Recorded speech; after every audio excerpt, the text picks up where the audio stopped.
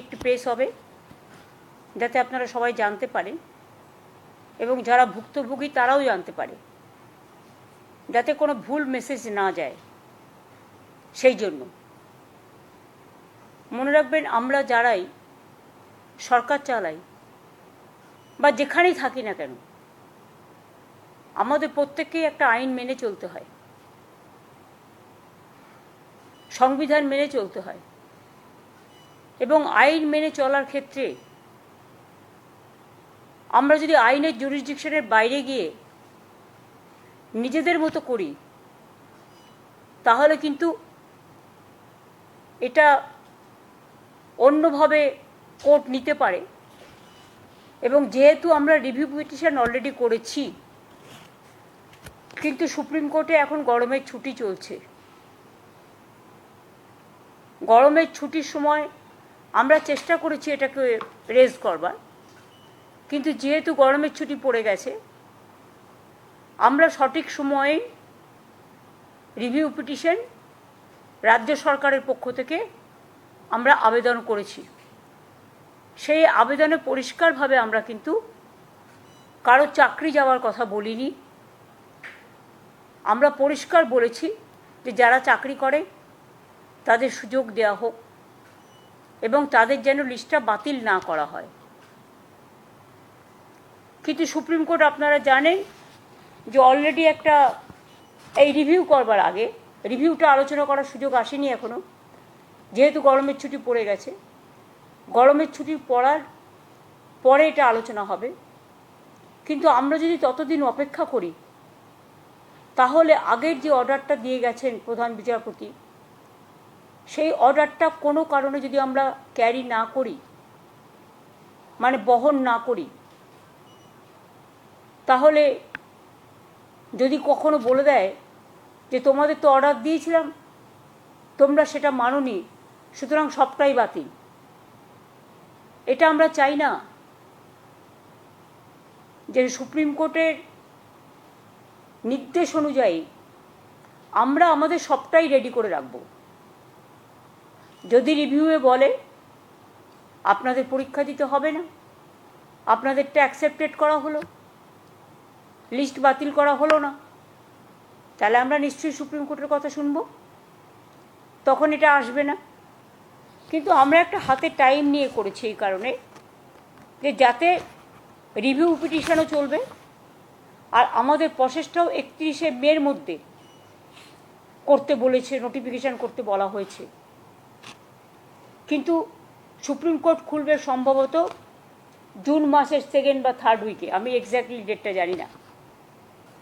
কিন্তু আমাদের টাইমটা বেঁধে দেওয়া হয়েছে, যেটা আগের জাজমেন্ট রিভিউ করবার আগে, সেটা কিন্তু 30th, এটা হচ্ছে 31st May 2025 is to be filed. ওনারা পরিষ্কার বলেছেন, since the panel has been cancelled and the affidavit of compliance of issue of advertisement by 31st May 2025 is to be filed, we may do the following timeline for that. আমি প্রথমেই teacher যারা আছেন তাদের কথাটা আগে বলবো। দুটো part আছে, একটা গ্রুপ সি গ্রুপ ডি, আর একটা হচ্ছে টিচারদের পার্ট। আমি পরিষ্কার বলবো যে দেখুন, এটা আমরা করতে বাধ্য হচ্ছি, আমাদের করার যে ইচ্ছে ছিল মন থেকে তা নয়। আমরা চাই চাকরি হারারা সকলে চাকরি ফিরে পাক, যারা প্রথম দিন থেকে আমরা বলেছি আপনাদের সাথে আছে। এবার অনেকে ইন্ডিভিজুয়াল চলে গেছে, তারাও গিয়ে কখনো কখনো কোর্ট থেকে অনেক নেগেটিভ রিপোর্ট চলে আসছে। কিন্তু আমরা সেটা করব না, সেটা করতেই পারে, এটা তাদের অধিকার, যে কোনো কেউ যেতে পারে। কিন্তু আমরা রাজ্য সরকারের পক্ষ থেকে যখন করি, তখন পুরো রাজ্যটাকে নিয়ে করতে হয় এবং সবার স্বার্থটা আমাদের দেখতে হয়। তাই পরিষ্কার করে বলছি, ম্যাটারটা খুব সেন্সিটিভ। প্রেস মিডিয়াকে আমি অনুরোধ করব যে আপনারা দয়া করে কোনো কথা আমার কোনো লাইন আমাদের ডিস্টর্ট করবেন না এবং নেগেটিভ এবং ন্যারেটিভ দেবেন না, কারণ আমরাও কিন্তু সবটা রেকর্ড করে রাখছি, কারণ সুপ্রিম কোর্ট এটা আমাদের পেশ করতে হতে পারে। সুপ্রিম কোর্টের যেহেতু অর্ডার আছে 31 মের মধ্যে করতে হবে, আমরা এতদিন ধরে অপেক্ষাই করছিলাম। অর্ডার তো বেরিয়েছে অনেক দিন আগে, প্রায় অ্যাবাউট 2 মান্থস হবে। 3 এপ্রিল 17 এপ্রিল, তাহলে প্রায় অনেক দিন হয়ে গেছে, কিন্তু আমরা কোনো অ্যাকশান নিচ্ছিলাম না। আমরা ওয়েট করছিলাম যে এর মধ্যে হয়তো রিভিউ যেটা আমরা করেছি রাজ্য সরকারের থেকে সেটা হয়তো আলোচিত হবে এবং তার পরিপ্রেক্ষিতে যে আদেশ কোর্ট দেবেন তাতে হয়তো চাকরি প্রার্থীদের পক্ষেও হতে পারে। ফলে আমরা অপেক্ষা করছিলাম, কারণ আমরা বলেছি যে চাকরি প্রার্থীদের চাকরি আমরা খেতে চাই না। কিন্তু যেহেতু এখনো রিভিউটা হয়নি, কারণ রিভিউ পিটিশন পেন্ডিং আছে এবং কোর্টে গরমের ছুটি পড়ে গেছে, অথচ আমাদের হাত বেঁধে দেওয়া হয়েছে 31শে মের মধ্যে করতে হবে, নোটিফিকেশন করতে হবে। তাই বাধ্য হয়ে আমি জানাচ্ছি দুটো প্রসেসই আমাদের চালু থাকবে। একটা হচ্ছে সুপ্রিম কোর্টের অর্ডার অনুযায়ী আমরা 31শে মের মধ্যেই সুপ্রিম কোর্ট যে অর্ডারটা দিয়েছে সেটা নোটিফিকেশন করব। আর দ্বিতীয়ত, যদি রিভিউ যেটা আমরা করেছি রিভিউতে যদি আমরা ভালো রেজাল্ট পাই তাহলে আমরা সেইটাকেই গ্রহণ করব। দুটো অপশানই আমরা ওপেন রেখেছি, কিন্তু পরে যাতে বলতে না পারে সুপ্রিম কোর্ট যে 31শে মের মধ্যে তোমাদের নোটিফিকেশন করতে বলা হয়েছিল, তোমরা কেন করোনি, সেই জন্যই আইন মেনে আমাদের এই কাজটা করতে হচ্ছে, কিন্তু অপশান আমাদের ওপেন থাকছে ফর রিভিউ। আমরা যেহেতু 31শে মের কথা বলা হয়েছে, তাই আইনজ্ঞদের সাথে কথা বলে সবার সাথে আলোচনা করে issue of advertisement and file affidavit, যেহেতু 31শে মে লাস্ট ডেট করেছে আমাদের, 30শে মে কিন্তু এটা আমাদের করতে হবে। অ্যাডভার্টাইজমেন্টটা আমাদের করতে হবে 30শে মে, কারণ যেহেতু 31শে মে মধ্যে করতে বলেছে, তাহলে আমরা অ্যাডভার্টাইজমেন্ট করব। আমি কিন্তু আবার বলছি অপশান কিন্তু ওপেন আছে রিভিউয়ের জন্য, রিভিউয়ে যেটা বলবে আমরা সেটাই মানব। এখন যেহেতু হাতে কোনো উপায় নেই বলে আমরা এটা করছি, যেহেতু সময় টাইম ইজ রানিং আউট। তাহলে issue of advertisement and file affidavit 30শে মের মধ্যে আমাদের করতে হচ্ছে যতক্ষণ রিভিউ না হচ্ছে। কমেন্সমেন্ট অফ অনলাইন অ্যাপ্লিকেশন, এটা টাইম দেওয়া হয়েছে 16ই জুন পর্যন্ত। মানে যারা অনলাইনে অ্যাপ্লিকেশন করতে পারবেন 16ই জুন পর্যন্ত। Last date of online application 14ই জুলাই করা হয়েছে, হাতে সময় রাখা হয়েছে যাতে রিভিউ হতে যদি টাইমটা বেশি লাগে, সেই জন্য আমরা ইচ্ছা করেই 2 মাস হাতে টাইম রেখেছি। পাবলিকেশন অফ প্যানেল আমরা 15ই নভেম্বর করেছি, কারণ আমাদের ডিসেম্বরের মধ্যে করতে বলেছে। আর কাউন্সেলিং যেটা কমেন্সমেন্ট হবে সেটা 20শে নভেম্বর।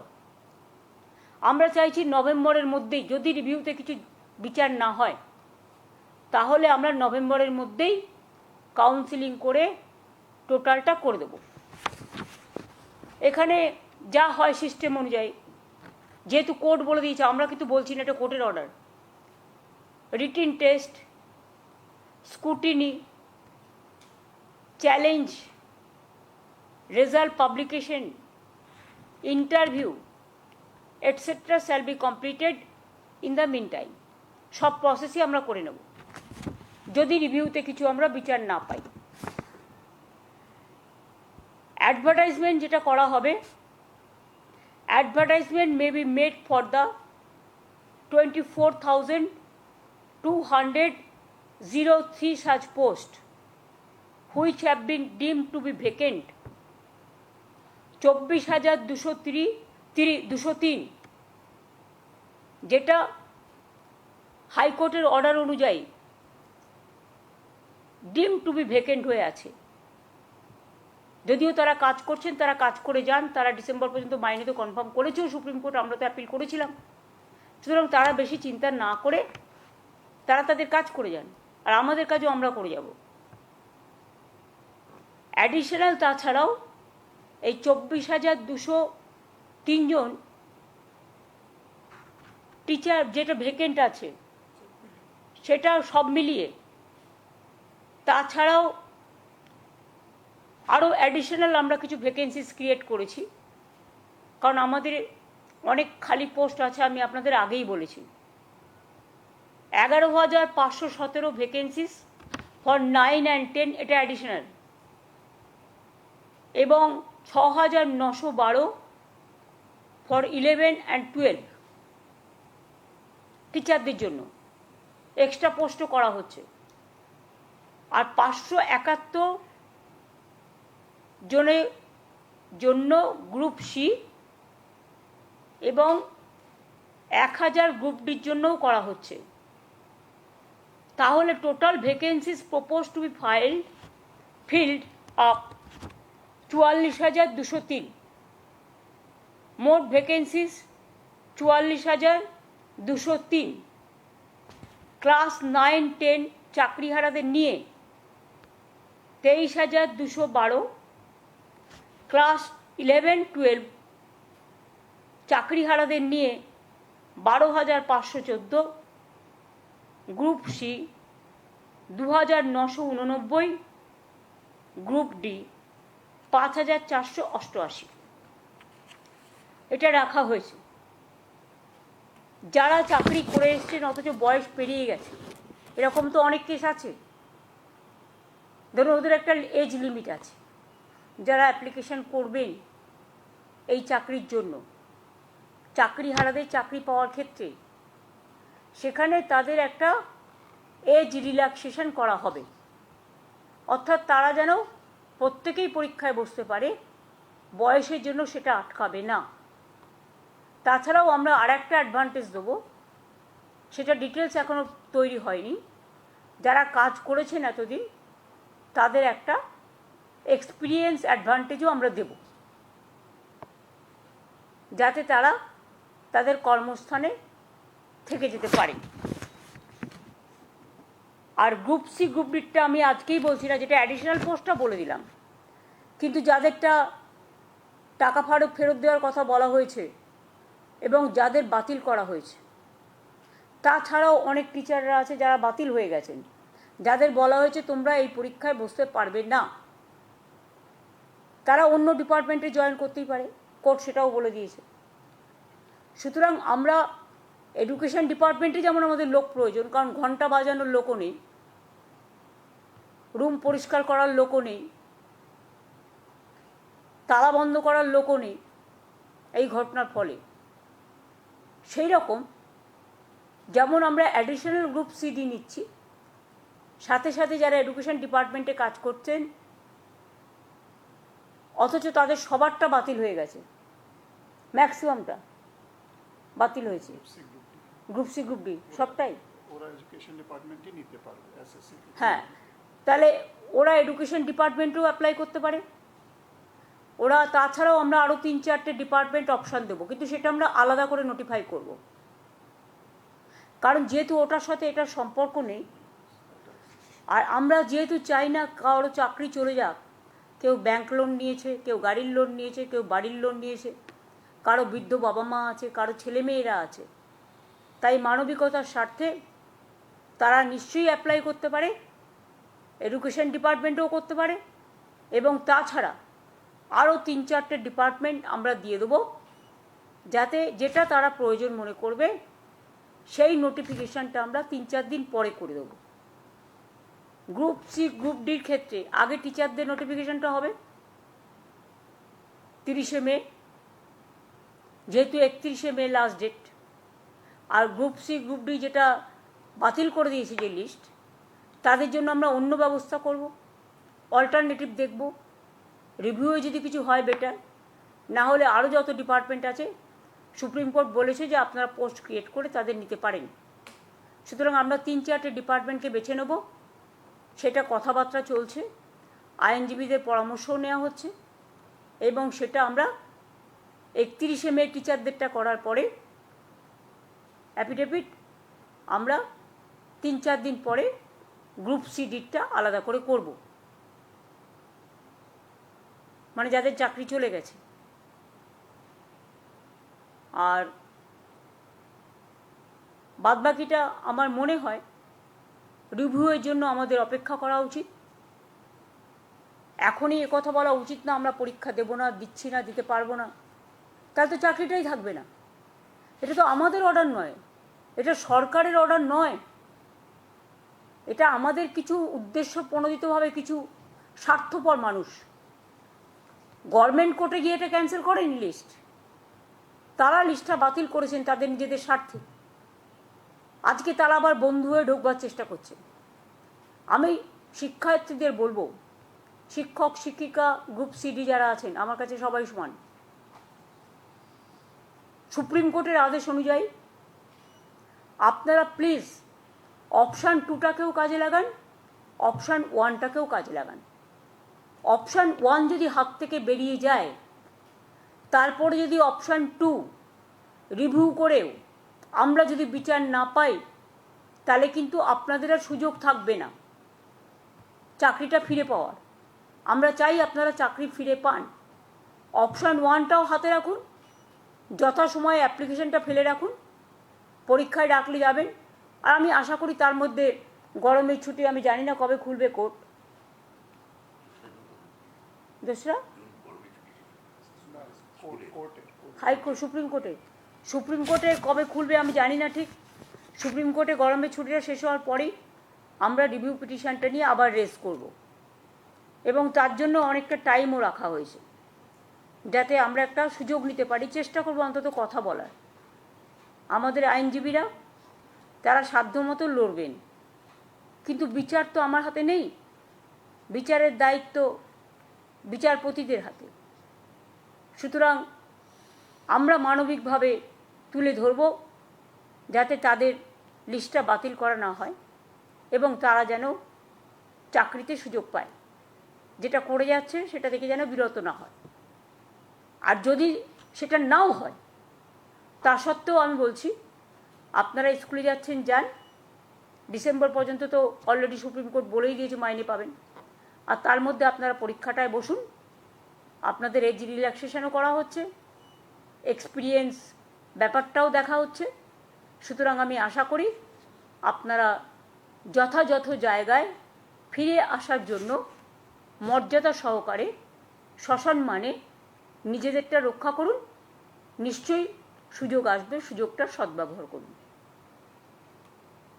আমার এইটুকু অনুরোধ থাকলো। এটা আমি বাধ্য হয়ে করলাম, কারণ কোর্টের অর্ডার আমি যদি না মানি, তাহলে 26,000 টিচারদের যাদের কেস কোর্টে পড়ে আছে, বাতিল করে দিয়েছে যে লিস্ট, তাতে তারা বিপদে যাতে না পড়েন সেই জন্যই আমাদের অপশান 1 অপশান 2 রাখতে হয়েছে। অপশান 1 এটা কোর্টের ভার্ডিক্ট অনুযায়ী, অপশান 2 আমরা আবার রিভিউ করেছি। আমরা চেষ্টা করব যাতে ওদের না বসতে হয়, যাতে ওদের করতে না হয় সেটা। কিন্তু আমাদের কথাই তো শেষ কথা নয়, আমরা হয়তো একটা চাইছি, ওরা না চাইতেও পারেন। সেক্ষেত্রে আমরা আমাদের সাধ্যমতো চেষ্টা করে যাব। আর তাতেও যদি না হয় অপশান 1-এ যান। ভয় পাচ্ছেন কেন? চাকরি তো করছেন, করে যান না। বাদবাকি তো সব কিছু আমার পক্ষে বলা সম্ভব নয়, আমাকে আইন মেনেই করতে হবে। কারো 40 বছর পেরিয়ে গেছে, 40 বছর পর্যন্ত চাকরির বয়স, কারো 35 বছর পর্যন্ত চাকরির বয়স। সুতরাং they will get the opportunity. 40 পর্যন্ত মনে হয় এজ আছে, হ্যাঁ 40 পর্যন্ত। যাদের ইভেন 40 পেরিয়েও গেছে তাদেরটাও এজ রিল্যাক্সেশন করা হবে। এটা সুপ্রিম কোর্টের জাজমেন্টেই এক জায়গায় আছে। প্লাস এতদিন কাজ করেছেন, জীবনের যে অভিজ্ঞতা, সেটাও আপনার একটা প্লাস পয়েন্ট থাকবে। এইটুকু আমার বলার ছিল। আমি আপনাদের আবেদন করব যে এইটা নিয়ে প্লিজ দয়া করে কেউ টিআরপি রেট বাড়াবার জন্য আমার মুখের কথা ডিস্টার্ব করবেন না। কারণ এটা কিন্তু আমাদের কোর্টকেও প্লেস করতে হবে যে আমরা নোটিফিকেশান করবার আগে প্রেস মিডিয়াকে কনফিডেন্সে নিয়ে এই কথাগুলো বলেছি এবং তারপরেই আমরা কিন্তু নোটিফিকেশানটা করব। আপনাদের আগে জানালাম, তারপরে আমরা করব। আজকে দেখুন 27 তারিখ হয়ে গেল, তো আমাদেরও তো নোটিফিকেশান করবার জন্য লয়ারদের কনসাল্ট করে, ডিপার্টমেন্টকে কনসাল্ট করে আমাদের কাজটা করতে হবে। সেই জন্য 2 দিন আমরা হাতে রেখেছি। আর তো আমার হাতে টাইম নেই। কিন্তু রিভিউ পিটিশনটা আমরা স্ট্রংলি লড়বো, এটা আপনাদের আমি বলতে পারি। এটাই আজকে বলার ছিল, যাতে সবাই জানতে পারে। সেই জন্যই আমি ফেস টাইমে আগে থেকে বলে দিয়েছিলাম যে আপনারা লক্ষ্য রাখুন, যাতে কারো কথা শুনে কাকে কান নিয়ে পালিয়েছে বলে আমরা না দৌড়াই। নিজে কানে শুনে নিজস্বভাবে চাকরিটাকে বজায় রাখার জন্য যা যা করার করুন। আমরা আপনাদের সাথে ছিলাম, আছি, থাকবো।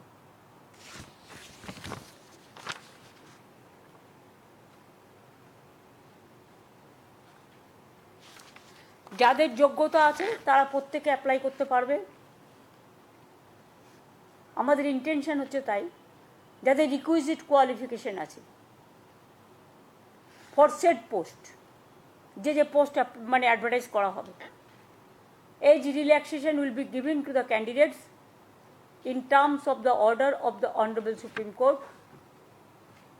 The new recruitment rules is ready, both for teaching and non-teaching post.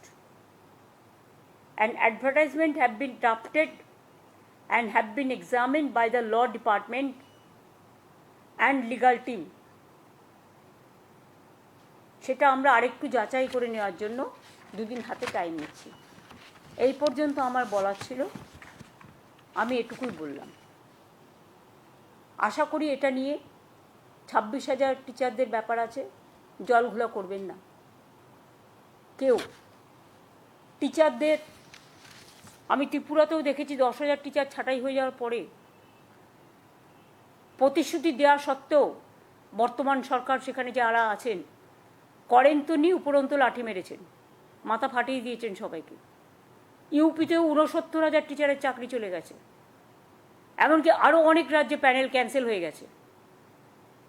আপনারা মধ্যপ্রদেশে দেখেছেন ভ্যাপাম কেস নিয়ে কী হয়েছে, কতজন মারা গেছে, আজ পর্যন্ত মানুষ বিচার পায়নি।